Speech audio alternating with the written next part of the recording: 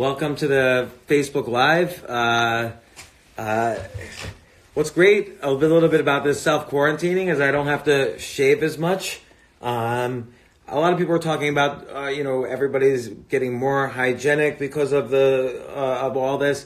I'm probably getting a little bit less hygienic because I'm just not going outside at all at the moment.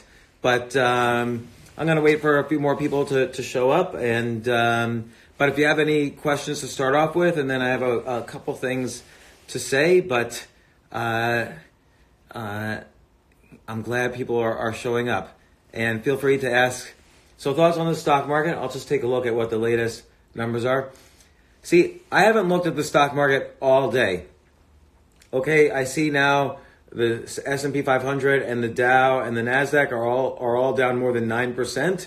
And obviously the stock market is really bad. There's one or two stocks that I own that are just horrible, and it's painful to look at. I'm sure it's very painful to look at your stocks now. And people often ask me, oh, what stock should I buy? Or is this the right time to buy? And there's no real answer. There's no way to call a bottom on this. And just like there's no way to call a top in, I was surprised in January when the market kept hitting new highs, even though I knew all the factories in China were being closed. It seemed odd to me that there was some disconnect there. There's maybe a disconnect now in that we have enormous stimulus happening in the economy, but I think what the market is reflecting right now is the market is sort of afraid. People are sort of afraid that there's going to be martial law, there's going to be riots in the streets, and the market is sort of reflecting that everybody's going to go out of business. Everybody just needs to know a few things about the market. First off, Friday, the market went up 9% or 10%, depending on the index. The market went up 10% by the end of the day. That's just as bad as the market going down 10% in a day. The world's economy does not change by 10%, trillions of dollars in a half hour. That's impossible.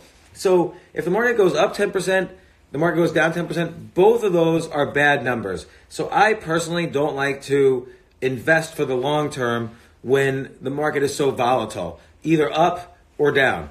What you kind of want in a stock market is for good stocks to slowly go up and bad stocks to slowly go down. Not the entire market index to go up 10% or go down 10%. And so what you want to do right now is you kind of just want to do nothing. You want to do nothing as much as possible, not just on the market, but on every major decision in life. And, people ask me about the stock market. Should I get out of this stock? No, the stock just went down 30 or 40%. Is the business different than it was yesterday? No. Okay, hold on to it. Just be calm. And there's a lot of reasons to panic. Here's some of the things to panic about. We don't know how many people are going to die in the U.S.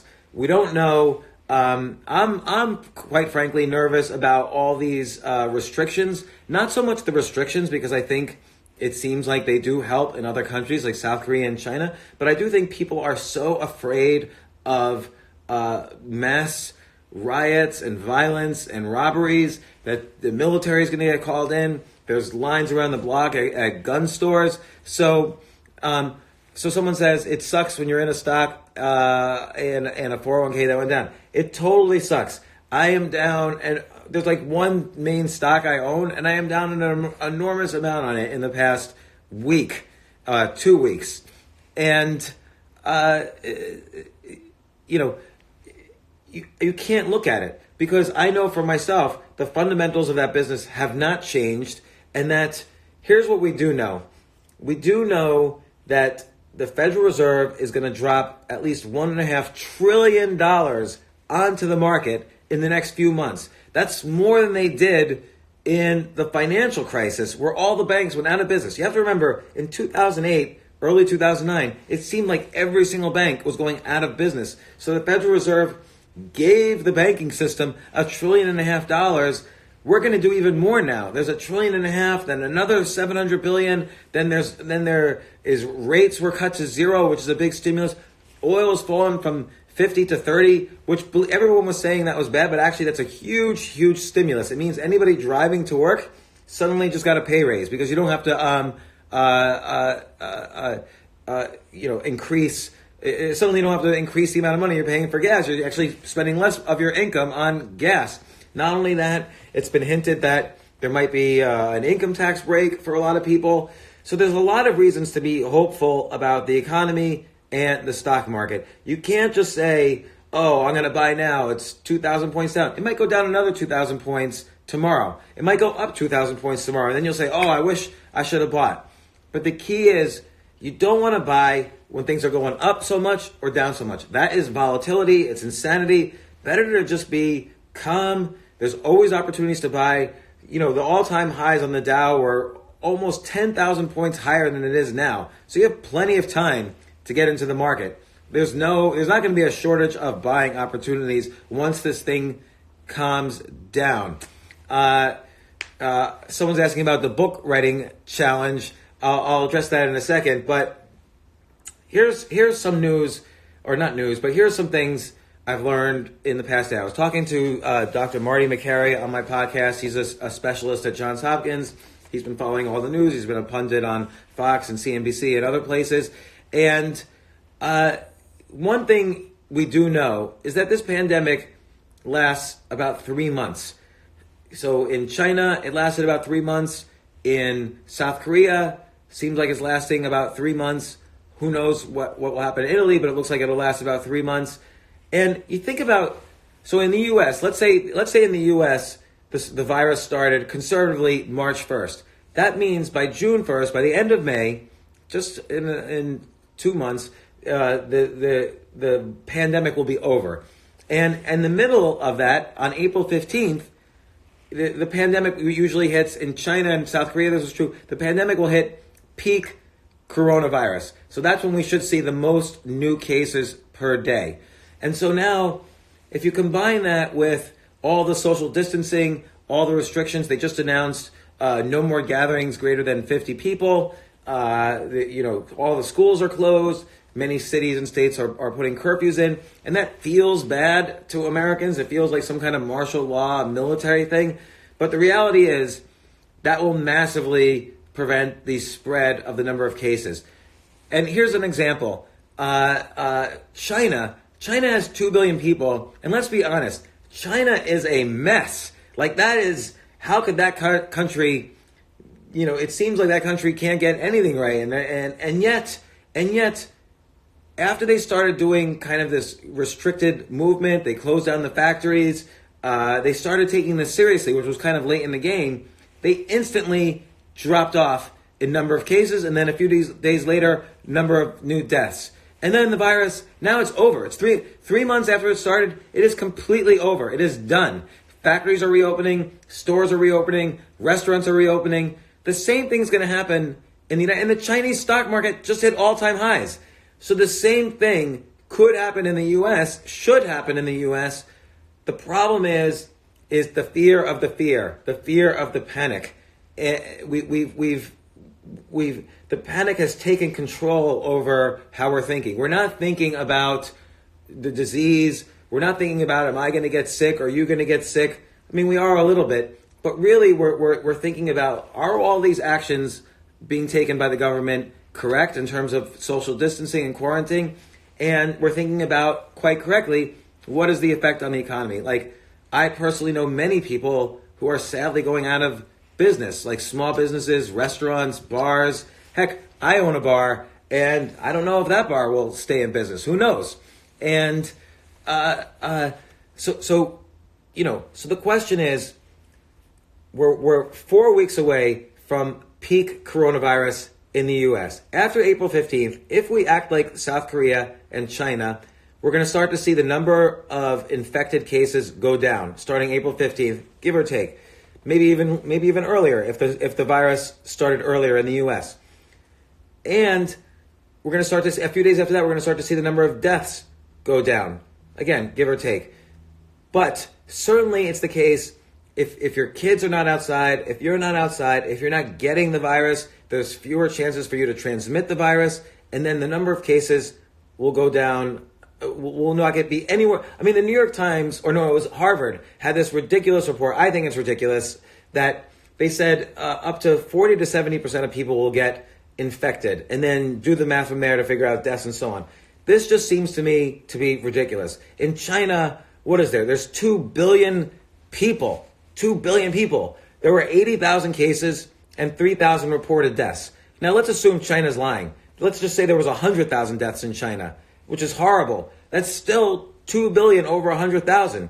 The same thing here would be like a weak flu season if you adjust the ratio accordingly.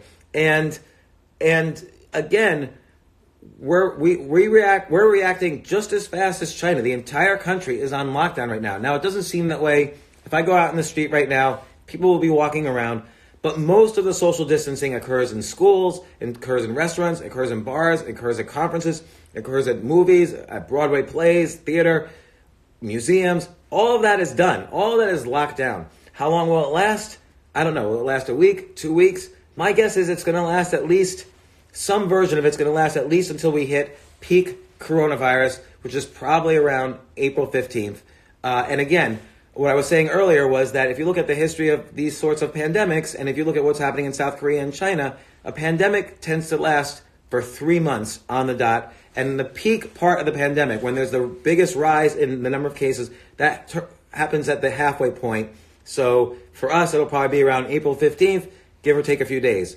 And again, what I'm saying is if we do this social distancing, it's hard, it's painful, people will go out of business, maybe it's not even required, but it does seem to halt the transmission, and that brings the number of infected cases way, way down, so that this is, again, no more powerful than the flu. And that's the goal here, and I kind of think that's what's going to happen.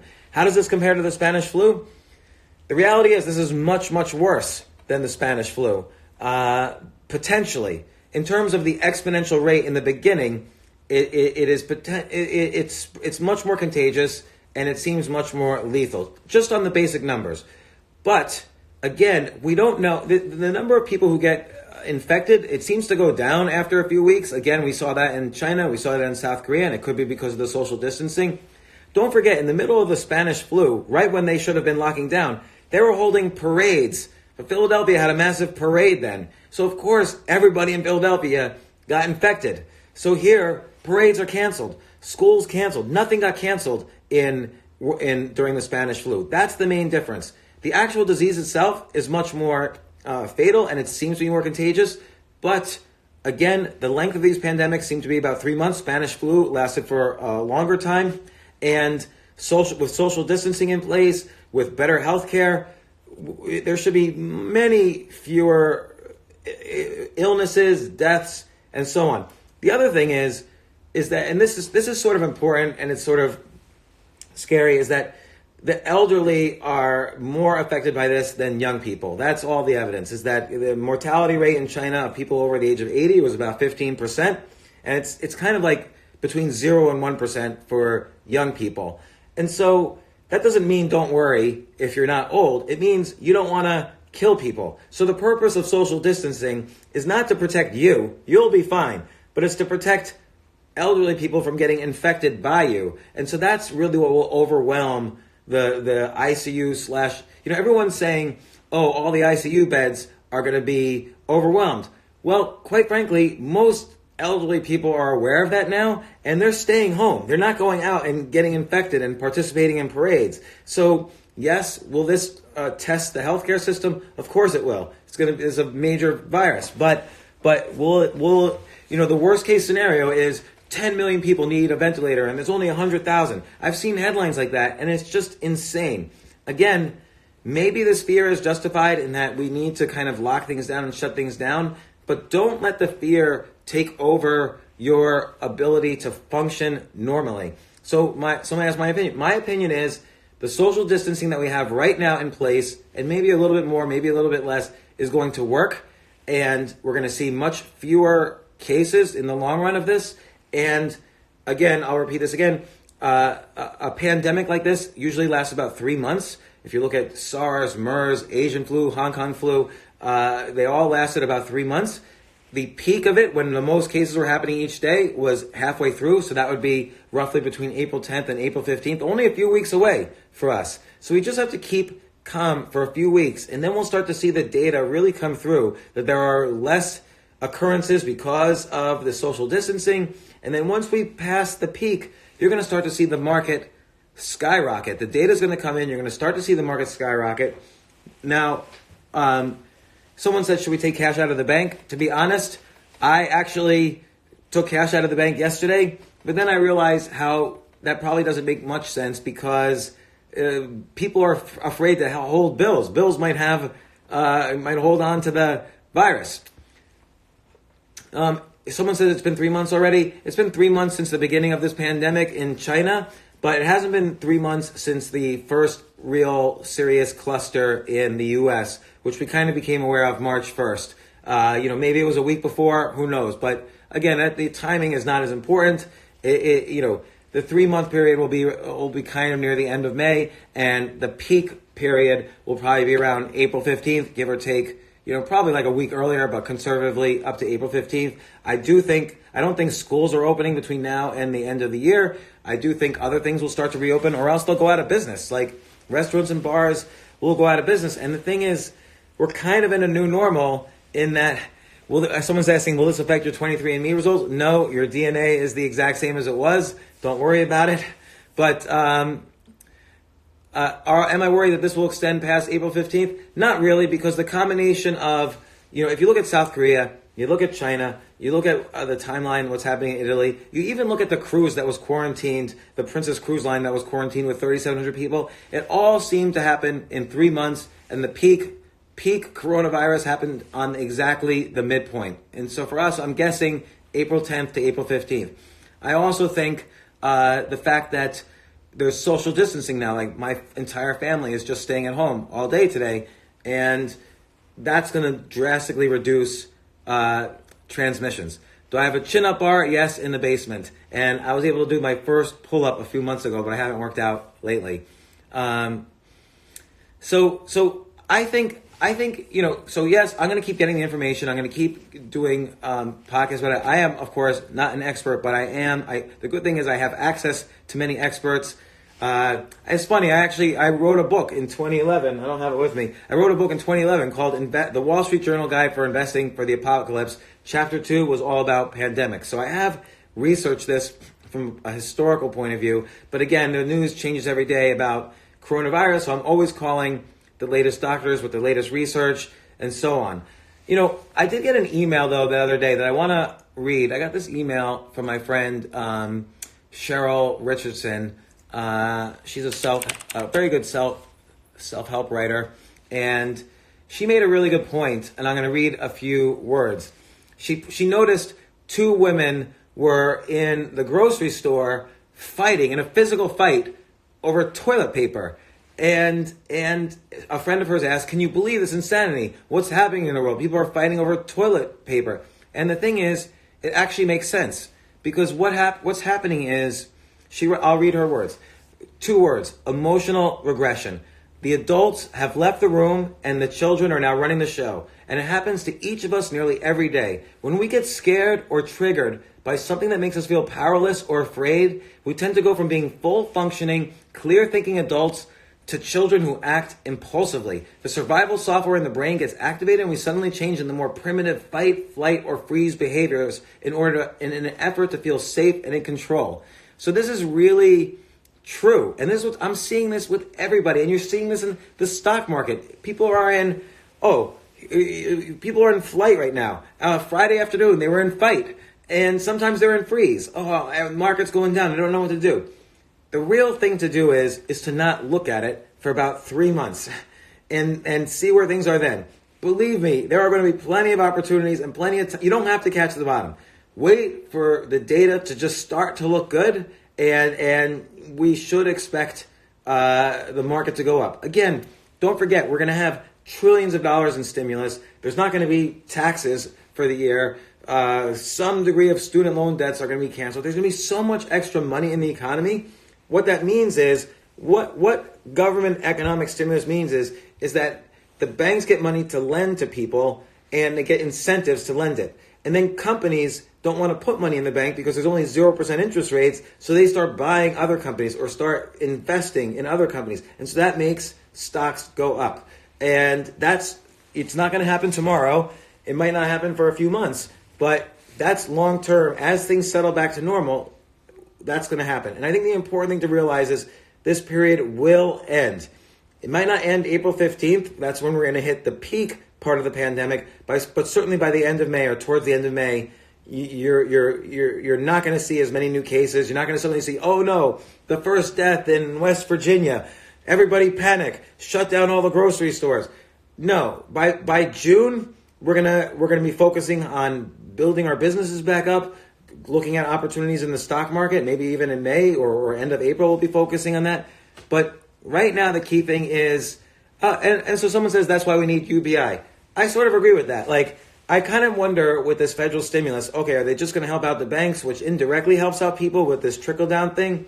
Or I think in some cases, restaurant owners, small business owners, gig economy people, young people who have student loans, young people who are paying for rent in their first big city, they should get some sort of stimulus directly. But I don't know how to do that. They're doing the best they can at figuring that out. So I've been spending my time in addition to talking to specialists and doctors and experts and doing my own research. I've also been trying to be creative every day and write every day and come up with business ideas every day. Definitely meditating is a good thing to do in this time because meditating, people have this wrong view of meditation that somehow they're going to gain something called enlightenment. But reality is, in meditation, you lose things. You lose your anxiety. You lose your stress. You lose all these panicky thoughts. Although, to be honest, I can put my hands on my face because I don't go outside at all, and then I wash my hands all the time. But to be honest, when we've seen this twice before, at least in my lifetime. 9/11, I lived right next to the World Trade Center, and I panicked incredibly for months. And the panic ruined my life, and meditation wasn't able to help. It was just horrible. And then the financial crisis, I panicked and went broke, and was just miserable. So miserable, I got addicted to anti-anxiety drugs. And this, I'm trying to take those lessons I learned from those times. This is probably the scariest of all of them, although I was equally scared for all of them. And I'm trying to take what I learned, which is every day be physically healthy. Every day be around people you love. Talk to people you love. Don't deal with toxic people. Every day be creative. And every day I have no control over the stock market, so I can't stress over it. You can't stress over the things you have no control over. I do own one or two stocks, and I'm not going to touch them when they're 20%, 30%, 40% down. And I know it's down irrationally. So unless the entire U.S. falls apart, the stock market is going to go back to all-time highs. China's stock market is at all-time highs right now. So, this is a good time to spend time with family. And for me, and you know what? This is a good time. Heck, everyone says, oh, journal every day, do this, that. I was even saying it. But you know what? If you just want to binge watch Netflix shows, that's fine too. Do whatever you want. This is a good chance to not go to work. Work sucks. Finally, we have a chance to have an excuse not to go to work. This is great. Oh, you have a conference? I can't go to it. Sorry. Oh, your lawyer needs to send me something? Sorry, my lawyer's out of work today. So just everybody figure out how they can relax, maybe be creative. I was playing this game with my kids the other day. Have you ever heard of the game? Someone asked, is it time to refinance the home? Absolutely. 0% interest rates. What do you advise to freelancers to make money right now? This is a great question because I think there is not a lot of opportunities to make money this month and next month, unfortunately. It's not, the typical side gigs, even like an Uber or Airbnb or, I don't know, writing a newsletter or a course or a book or doing design. None of these things are really happening right now, unfortunately. And so I think the thing to do is to buckle down as much as possible. And it's sad because I know the average American only has $400 in savings, but you want to buckle down as much as possible, cut costs. I've even been doing that. And there is going to be a better time where demand is just going to surge. So the key is now is a great time to learn new skills, come up with ideas, practice that idea muscle. Like, for instance, I wrote a list of ideas for businesses. So, I don't know, these are all sort of random ideas. Again, some of them are bad ideas, but like, have you ever played the game Cards Against Humanity? So I designed my own game of like coronavirus versus humanity. So bad idea, I don't know. But you kind of come up with 10 ideas a day, or here's another idea. And I've talked about this with some friends. You know what would be great on YouTube or Twitter or even Quora? Somebody should make a tipping jar so that I can tip YouTube as opposed to Patreon, where it's like you become a patron. Sometimes I see a YouTube video, and I'd like to just tip 25 cents or $1 or $2. Someone should make a tipping jar for all these social media sites that are trying to control all of the money flow themselves. I was thinking of, here's an idea. It's so amazing now that all the colleges and schools have been shut. Suddenly, after all these years, they admit, I guess you don't really need to show up on campus after all. Just do online learning. Well, guess what? The colleges are $70,000 a year tuition, and online is almost free, like Coursera, Khan Academy, LinkedIn Learning. So I was thinking it would be great if someone could build a business that offers degree programs across all the, like here's a course from Coursera, here's a course from Masterclass, here's a course from LinkedIn Learning, and all these courses together make one degree. And then you have like a board of like, name people that accredit the different majors. And so it's a new way to get an accredited major. That would be an interesting business. So people are saying it's over, folks. The reality is the society, everybody has watched too many dystopian movies. Like, even if you watch movies that are semi-realistic, like Contagion or Outbreak, they're dramatized to be the worst case scenario. And it's just not true. Like, we're not living in a potential dystopia. This virus is going to be 100% gone by the end of May in the United States. It's already pretty much gone from China. And you have to ask, China is just a shithole mess. And with 2 billion people, you have to remember there was only 3,000 reported deaths, which is very tiny. And let's even say they were lying. Let's say there was 100,000 deaths. There was only 80,000 reported cases, by the way, but let's say there was 100,000 deaths. That's still out of 2 billion people. China has 6 times as many people as the United States. So, and they did not take the preventive measures that we're taking much more quickly. Just social distancing, heavy curfews, all restaurants and bars closed. So somebody reported in quotes. That's right. So I'm multiplying it by 30. Multiply it by 50 if you want. It's still, doesn't matter if China's being truthful. Let's say they didn't have 3,000 deaths. Let's say they even had 1 million deaths. Okay, instead of 3,000, let's say it was 1 million. They have 2 billion people, 6 times as many people as us. Okay, they didn't have 20 million deaths. They're reporting 3,000. Again, what's the worst case that they could have? Let's say they're lying. Assume they're lying. 100,000 deaths, 200,000 deaths, 1 million deaths. None of those numbers are the catastrophic numbers that the New York Times and all the media keep reporting. So that's important to China does have incentive to lie because they wanted their factories open as quickly as possible. But even if they were lying huge, the numbers in the U.S., if you compare, will be tiny compared to whatever number you think is China. 3 million, just make up a number, it's 1,000 times more than they reported. The U.S. it will be affected, but not to the extent that all the media is reporting. The key is now, again, and I'll repeat this every time, but the key is social distancing so you don't transmit it to others if you have it, and not panicking over what's happening. This will go away. We're going to see peak coronavirus by April 15th. We'll see the end of it by the end of May. That's just if we follow the pattern of every single other country that's gotten it, particularly China, South Korea, Singapore, and so on. So, in any case, now's a great time to come up with business ideas, to work on. If you don't work on that book you've always wanted to work on, then chances are you never really wanted to work on a book. So do the things you've always wanted to do.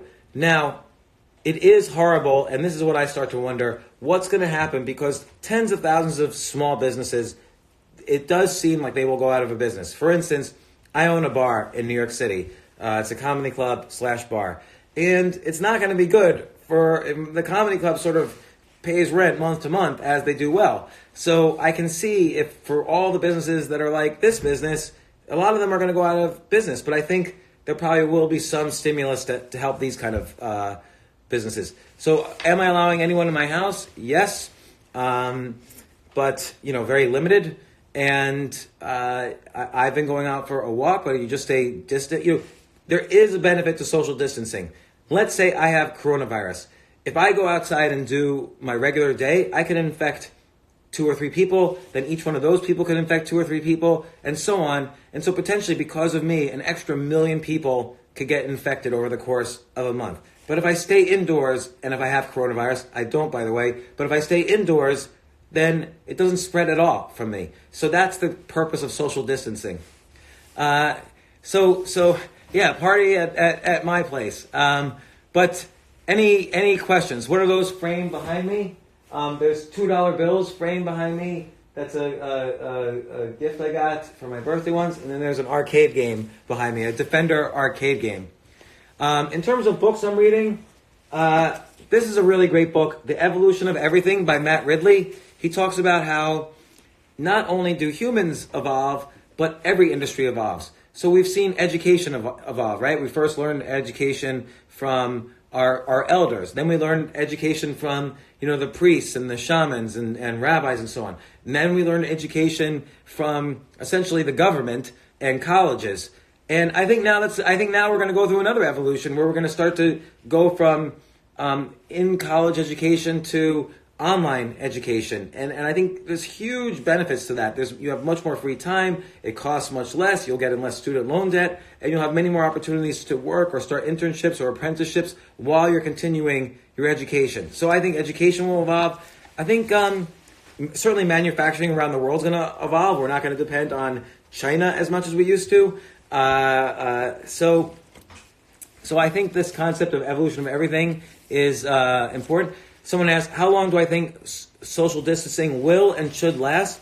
I think it probably should last until we see data showing that the number of new cases is down. And I think that will happen within the next 3 to 4 weeks.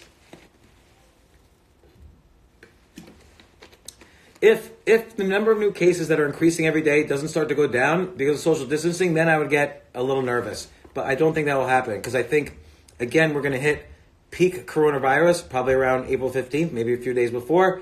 And we've seen social distancing work in China and South Korea and Singapore and Taiwan. So, the key is we're going to get to the other side of this. April 10th to 15th is just 3 or 4 weeks away. We all can wait that long, and it's hard to enjoy this time. Every night, everybody's on their phone till late at night and just getting angry and scared and fearful. But again, remember what my friend Cheryl said. When we feel powerless, we immediately revert to our primitive childlike selves, where it becomes fight or flight or freeze. That's why people are in the grocery store fighting over a roll of toilet paper. I mean, what happened to the people who had to go to the tens of millions of people who went to World War II, not knowing if they were going to die or not? While society continued, the economy continued, that was a much worse situation. Okay, 9/11, we thought the entire country was being attacked. That was potentially worse. The Spanish flu, that was a worse situation. You know what? Check out the Hong Kong flu in 1968. The Asian flu in 1957. 70,000 people died in the U.S. So far, that seems like a worse situation. And we did go into a recession, but we came out of it super strong and the economy surged and the stock market. So we survived these things. And I think one of the great things that could happen now is that we're starting to come together as a society. People are asking the questions. Hey, are there elderly people I can help? Hey, what can I do to maybe not transmit this as much? Hey, you might want to check out this source of, anti-immune, blah, blah, blah, whatever. So people are sharing their prep survival sheets, and I think people are legitimately nervous about all the local businesses going out of business, and we'll see everybody going out to eat once this settles down. Or maybe not, but business opportunities, I do think... I'll answer this one first. Do you think there's a bigger threat for war? No, because who's going to go to war with us? First off, Iran might be in a much worse situation than us at the moment. So that's the only country we've really been hostile with lately. And by the way, here's the interesting thing about Iran. This is sort of kind of paradoxical, but Iran's leaders, while they're vile in almost every way, they're not insane, and they don't know if Donald Trump is insane or not. So, they don't want to get nuked, and they can't nuke the U.S., but the U.S. could certainly nuke them. They don't want to get out of power. They like where they are, and they also have internal dissent in Iran. Not all the Shia in Iran agree with the leaders. So nobody wants to go to war with us during our time, a difficult time for us. And by the way, it's a difficult time for every country in the world. Someone said, why isn't Bitcoin prevailing right now? That's a great question. And to be honest, I don't know the answer, because I think one evolution of this is that we were too dependent in our supply chain on one country. And I think everything is going to start to decentralize a little bit more in terms of our relationship to the outside world. And so I think that includes money. I just think what happened with Bitcoin was probably some huge entity just pulled their money out and was pulling money out of everything. It was like a fear thing. So I don't know. I'm actually trying to get a hold of, I won't say his name, but one of the largest holders of Bitcoin in the world, and see if he'll come on my podcast. He already agreed, and we're working out details. We'll see if he wants to. But someone's asking vaccine. Is there a vaccine ready? That's a really interesting question, because, and I've asked this to a lot of doctors. On the one hand, I see news every day. Oh, vaccine being worked on, vaccine in trials. But don't forget, the common cold is a coronavirus. Is there a vaccine for the common cold? Is there a cure for the common cold? No. And we've been working on a cure for the common cold for 50 years. And there's no vaccine and there's no cure. So I'm not so sure there's going to be a vaccine for this. But I'll tell you this, and I'm saying this with hesitation, because there's too much out there that is the spreading of fake news about what could. I even got an email from some spammy thing that marijuana is good for coronavirus. I seriously doubt that is true. So there's a lot, don't even believe me. But what I've been reading, some research, and I have spoken to some doctors about this, that there's a drug called chloroquine, which is used for anti-malaria, and there are over-the-counter variants of it called lactoferrin. And I was talking to a doctor and also a prominent hedge fund manager who studies these things, and I said, what do you think of this? He did his research, and he thought, hey, this doesn't look like fake news. Who knows what it does, but at least it's antiviral and seems to boost immunity. Do not know. The Chinese were recommending it actually as having some effect on their citizens, this chloroquine. And lactoferrin spelled Lactoferren, but don't trust me, ask a doctor. But I'll tell you, I've been taking that 250 milligrams of that every day, but don't listen to me on this. I'm not a doctor or anything. The other thing is, I did a podcast a few months ago with David Sinclair, who wrote the book Lifespan. He's an expert on anti-aging. He recommended what's called NAD plus boosters to slow down your aging. So I've seen some articles that these NAD plus boosters, there's one called NMN, Nancy Mary Nancy, that there's some evidence that that they boost the immune system and are antiviral. But again, don't quote me on that. This is just something that, so a company, Alive by Nature, which David Sinclair recommended to me, is the one who recommends that this might be good for boosting the immune system for this. So some people take NAD plus boosters already. I take them. I take this NMN from a company called Alive by Nature, and I ordered on Amazon lactoferrin. I got 5 bottles the next day, and I've been taking 250 milligrams a day. Now, I don't know if they help at all. I do think they've helped I had like kind of laryngitis last week. That seemed to go away, but we'll see. I did some research. There was some scientific research on this, and I talked to some people. So do your own research and talk to people. So, cuttlefish photability. I don't know what the question is there, but I certainly like the cuttlefish snacks that are in Chinatown that are filled with MSG. Those are my favorites. But thoughts on the Democratic nominee debate last night? I'll be honest. I was obsessed with the Democratic debates for the first couple of debates when Andrew Yang was in there and everybody was in there. It was kind of more fun. I feel a little sad for Joe Biden. Like, he's going to get the nomination, but it's kind of clear he's sick. He is a sick man, and he's got dementia. Like, I don't know, every single video where his staff sort of lets him loose, he sort of just wanders off the stage, or he calls his sister his mother or whatever. And in one talk, he said, "Re-elect Trump." So I wish we have 60 million Democrats in the United States.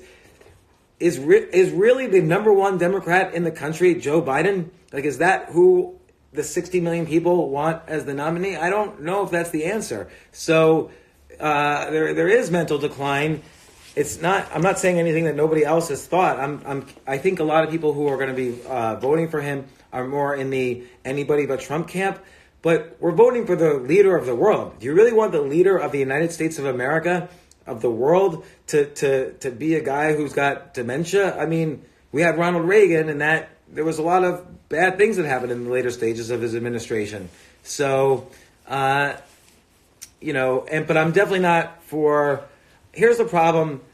I think here's the good thing about Bernie Sanders is that he believes what he says, and I don't think many candidates actually believe what they say. I think his voice is authentic, but I think he doesn't understand basic economics. That if you start penalizing everybody who invents all the products and all the corporations that hire all the people, what's going to happen? You're going to have less jobs, and you're going to have more people unemployed, and there's going to be a disaster. And you've seen every country where they experimented with any other form of capitalism, whether it was socialism or fascism or communism, they haven't really worked, particularly in a country as diverse and as large as ours. So, and I'm not saying pro this or pro that. I just, I think there are some issues that we have to be cognizant on and not be, we shouldn't be politicized by one human. We should consider how we feel about lots of issues. Don't just buy the Republican menu or the Democrat menu. It's like the Republicans have a menu. Here it is, sir. You have to buy everything on this menu or you get kicked out of this restaurant. And if you don't like everything, you're kicked out. That's how I feel on both the Democrat side and the Republican side. Pick and choose, a la carte. Okay, I'm pro-choice here, but I might be flat tax here. Or I might be, anti-gun here, but I'm for more and more civil liberties over here. So who knows? But don't just pick one side or the other because of a human.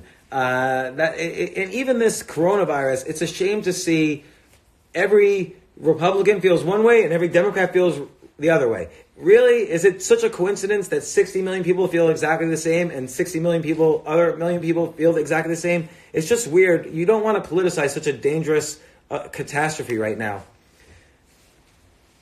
So, yeah, I agree with this. No parties. Like, why can't we just vote on the internet and everybody who wants to can run and state their platform? Well, this is a business.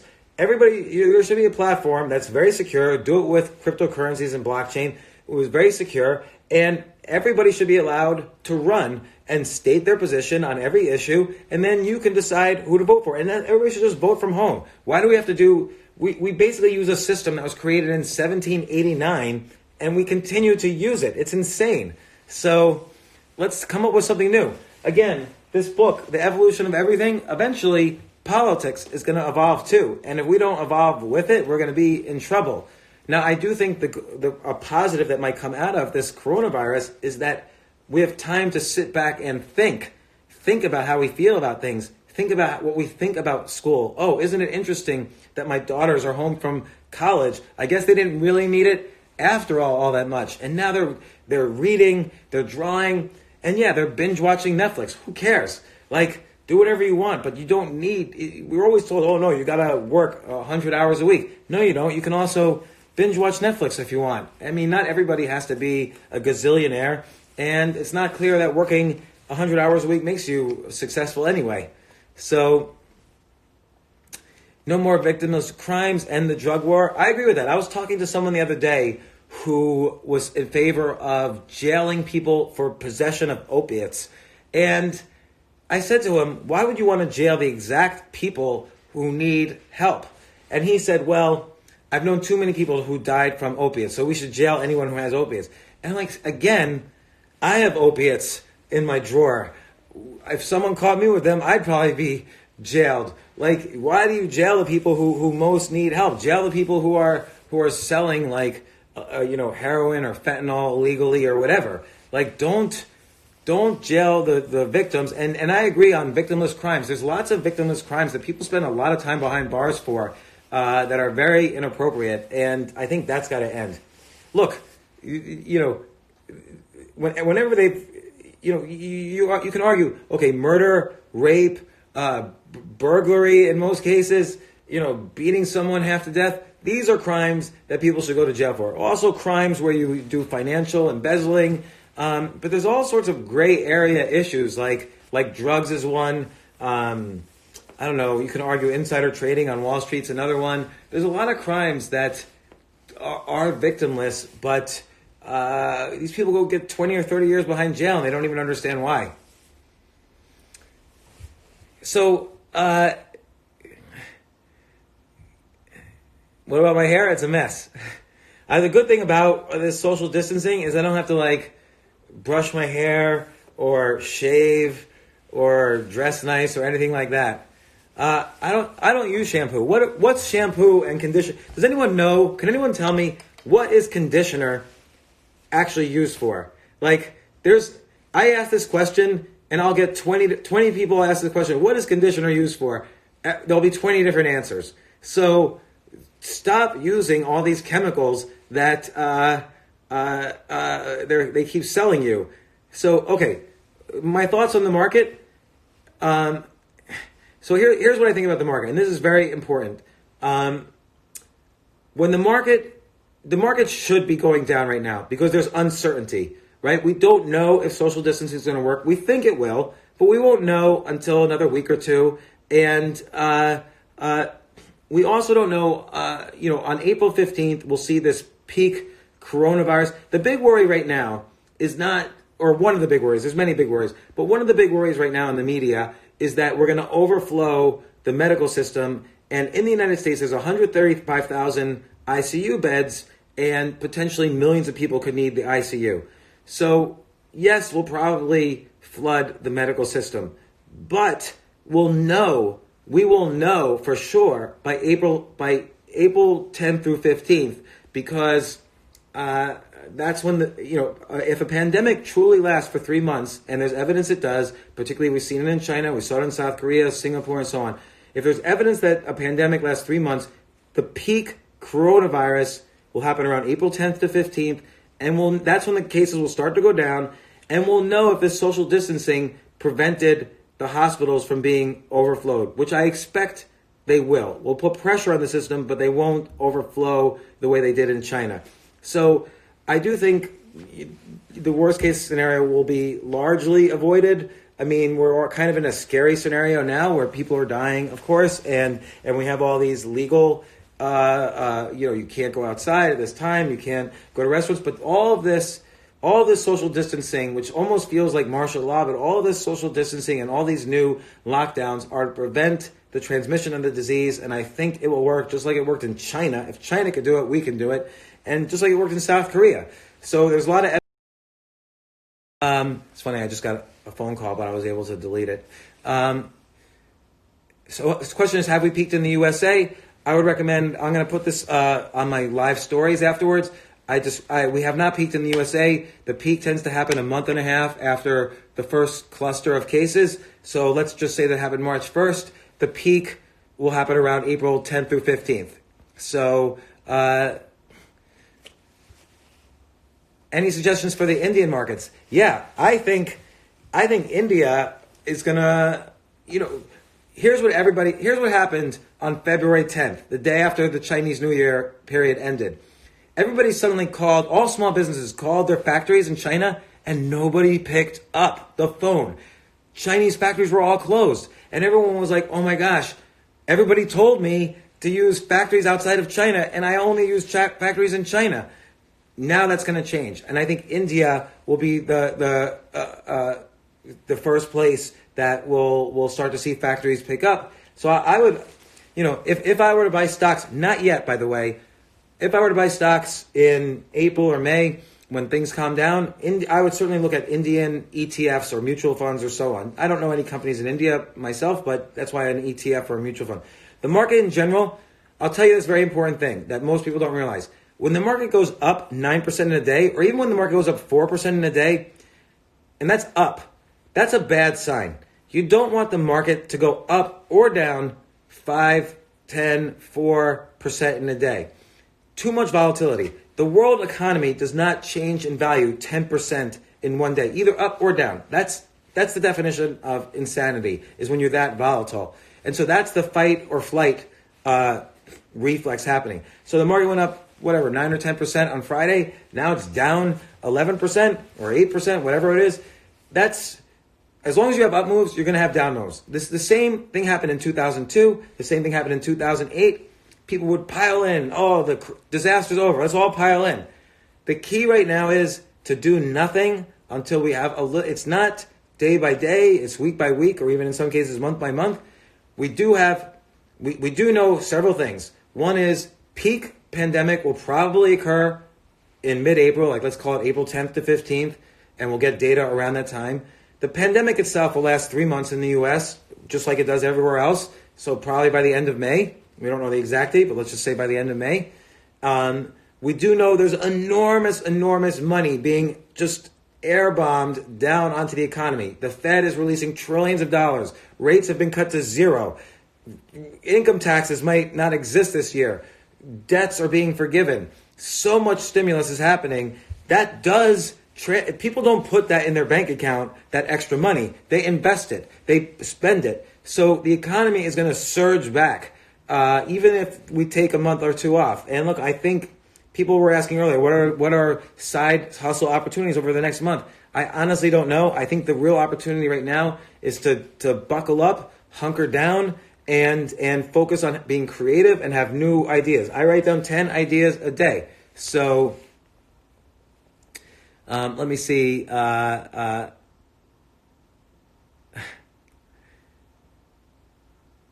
Best book to read amidst all the chaos. So I've got a couple of books here. I haven't read this book yet, but it's called It's Better Than It Looks by Greg Easterbrook. And the subtitle is Reasons for Optimism in an Age of Fear. It's better than it looks. And for instance, there's a chapter I just opened to, Will the Economy Collapse? So it's worth looking at this book because, again, history doesn't repeat, but it rhymes. We've been through difficult situations before. I mean, we went through a civil war. We went through World War II. We went through the Spanish flu. We went through Vietnam. We went through SARS and swine flu and 9/11 and the financial crisis. We survived. We're survivors. And what was great about 9/11 was that the country kind of came together, and that's how we quickly got out of a recession. And the same opportunity is going to happen now. So it's good to read books like this. It's better than it looks. Reasons for optimism in an age of fear, just to kind of get a historical understanding of when we've been this afraid before. The other thing I'm reading, very important book, Man's Search for Meaning. So this is how this guy, Viktor Frankl, he was in Auschwitz. His family was killed. He was in Auschwitz. He could be killed at any day. He was starving, and somehow he survived. And he did it by every day asking himself, what is the meaning in my life? And he sought out, and he had to convince himself that he had meaning, and he describes it in this very beautiful book. It's a very short book, and I encourage people to read it because it's really important to remind yourself this period's going to end. The worst case scenario does not exist.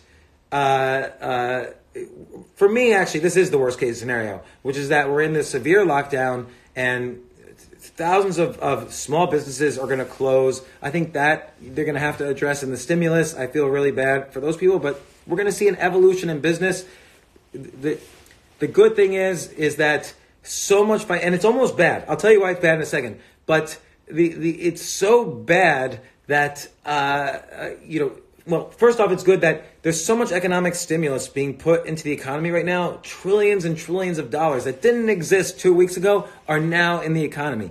That's going to create such a boom by the end of the year. It's going to be scary. That's going to ride right into the end of the year. So I'm a little nervous for 2021 or 2022 if there's going to be too much inflation. But again, in the financial crisis of 2008, 2009, there were also trillions of dollars put in the economy. Everyone thought we were going to have inflation. We actually had zero inflation. So one or two more questions. And I plan on doing these Instagram Lives every single day at 2 p.m. I hope you can join and spread the word. And I will provide any updates I hear from doctors, physicians, hedge fund managers, researchers about the coronavirus, about the economy. I'll answer any questions about business opportunities and so on. So, but any other quick questions before we call it a day? Should a new graduate take a job or study during recession? Study or take a job, but don't study or take a job in the traditional way. Don't just go to work for Procter & Gamble. Don't just study for a graduate degree at some expensive graduate school. Take online courses where you can learn much more up-to-date information much more quickly and much more cheaply, and then find ways to use that information. And again, the average multimillionaire in the United States, according to the IRS, has 7 different sources of income.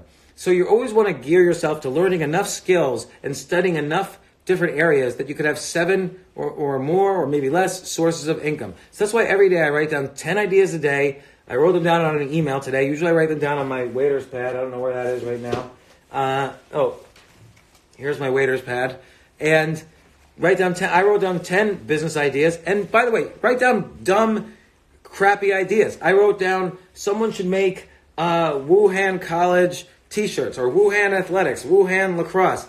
That's a bad idea. It's kind of tasteless, but I thought it was funny. And heck, who knows? Maybe if someone did that, you would sell 1 million t-shirts. Just write down 10 dumb ideas a day, and you'll get better and better at coming up with ideas for yourself. I also was thinking of a card game that I could make. I wrote, I might do a special report on stocks and investments that would be good coming out of this pandemic. Anything. What are you interested in? So, for instance, my wife is really interested in parenting. And between the two of us, we have 5 kids. So I suggested to her, write a daily email, 5 things parents should know this morning. And write that every single morning. And you suddenly build up an audience of parents who are interested in being good parents. So there's always ideas. Quarantine hats, those are going to be out of favor pretty soon. So, all right, well, 10 ideas per day for 6 months turns on your idea engine. I'll leave it with that. Someone just said that, but it's really true. I started writing 10 ideas a day down in 2002. My first list was I wanted to write a book, How to Beat Your Friends at Every Game in the Universe. And so I wrote down 10 games and 2 or 3 tips about if you just knew those 2 or 3 tips, you could beat anybody. You can beat any average player. So that was my very first list of 10 ideas. Like Scrabble, if you know all the 2-letter words and if you know all the Q without U words, there's just a few of them, you'll be able to beat pretty much anyone in Scrabble except for like tournament players. So again, but if you just want to binge watch Netflix because you're stressed out, do that. Remember, I'm gonna say 2 final things. One is what I said in the beginning, which is that a pandemic in a country tends to last for 3 months. That's what happened in China. That's what happened in South Korea. That's what happened in Singapore. That's what will probably happen in Italy. And that's what probably is going to happen in the U.S. So that would, if you say the beginning of the pandemic in the U.S. was March 1st, that would say the end of May, it's over. But then peak coronavirus tends to happen halfway through. So that means until peak, the cases are going like this, and then they start going down like that. And with social distancing, I expect it'll be like a smaller peak and slower downhill. But I think that's my guess is what will happen. So we're going to get to the